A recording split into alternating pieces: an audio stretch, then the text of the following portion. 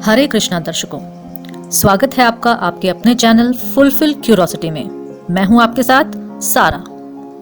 दर्शकों, हम सभी के मन में क्या, क्यों, कब, कहां, कैसे, ये सभी प्रश्न तो उठते ही रहते हैं।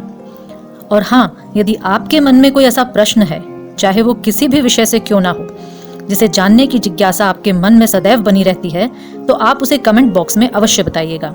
मैं अपनी पूरी कोशिश करूंगी आपका वो प्रश्न केवल प्रश्न बनकर ना रहे। इस एवज में मुझे चाहिए होगा आपका सहयोग फीडबैक के रूप में, चाहे वो पॉजिटिव हो या नेगेटिव, क्योंकि इसी फीडबैक से हमें वो मोटिवेशन मिलेगा जिससे मैं आपके साथ बनी रहूं आपके प्रश्नों के साथ। तो चलिए इन्हीं प्रश्नों को ध्यान में रखते हुए शुरू करते हैं आज का अंक। प्रिय दर्शकों, यदि हम सबसे ये पूछा जाए कि महाभारत का युद्ध लड़ा गया, परंतु क्यों, युद्ध का कारण क्या था, कौन जिम्मेदार है इस युद्ध के लिए, तो ज्यादा प्रतिशत लोगों का जवाब द्रौपदी को कटघरे में खड़ा करने वाला ही होगा कि द्रौपदी की निर्लज वाणी के कारण ये महासंग्राम हुआ।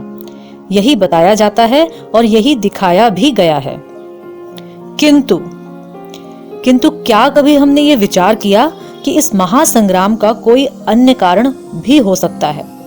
अवश्य हो सकता है और सर्वथा उचित कारण होगा, परंतु इसे कोई स्वीकार नहीं करना चाहता।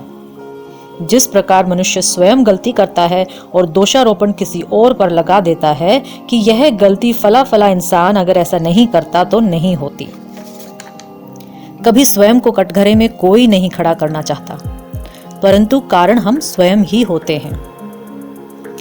काम, क्रोध, लोभ, मोह, मात्सर्य आदि के वशीभूत होकर हम गलत निर्णय ले लेते हैं और इस प्रकार के बड़े महासंग्राम को जन्म दे देते हैं, जिसके कारण क्षत्रियों की 3 पीढ़ियों, दादा, पिता, पुत्र, सबका संपूर्ण विनाश हो गया।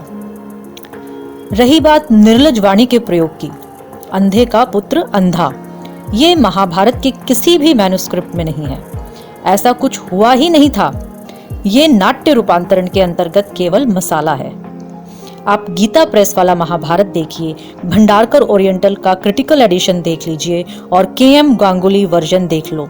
आप कोई भी व्यास रचित महाभारत देख लो, उस पर लिखी हुई पुस्तकें नहीं, वो केवल नाट्य रूप है। जो महाभारत का इतिहास है उसमें ये कहीं पर भी नहीं है। यदि ये बात सही होती तो जब लाक्षागृह में कुंती व पांडवों को जलाने का प्रयत्न किया गया था, तब द्रौपदी तो थी ही नहीं।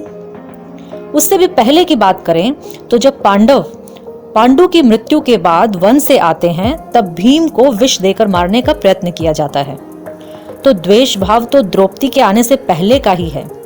द्वेष का कारण द्रौपदी तो नहीं। अब प्रश्न ये आता है कि यदि ये कारण नहीं था तो कारण क्या था? पांडवों ने मान लिया था 13 वर्ष का वनवास।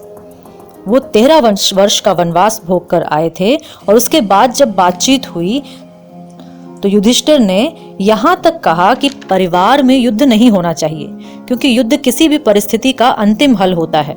तो युधिष्ठिर ने कहा, तुम इंद्रप्रस्थ मत दो, तुम केवल 5 गांव दे दो, ताकि हमारा जीवन यापन का कार्य सुचारू रूप से चल सके। इस पर दुर्योधन ने कहा कि मैं सुई की नोक के बराबर भी जमीन नहीं दूंगा, क्योंकि मैं इनके साथ जीना ही नहीं चाहता। उसमें अहंकार और द्वेष भाव की इतनी अति हो गई, जिस कारण क्षत्रियों की 3 पीढ़ियां ही समाप्त हो गई। अब निर्णय मेरा और आपका है, हमें किसे दोषी ठहराना है, स्वयं को या दोषारोपण करके पल्ला झाड़ लेना है सच्चाई से।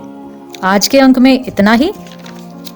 मुझे आपके प्रश्नों का और आपके फीडबैक का इंतजार रहेगा। कृपया अवश्य सहयोग करें और इस अंक में यदि कोई त्रुटि हुई हो तो मैं क्षमा प्रार्थी हूँ। मिलते हैं अगले अंक में। हरे कृष्णा।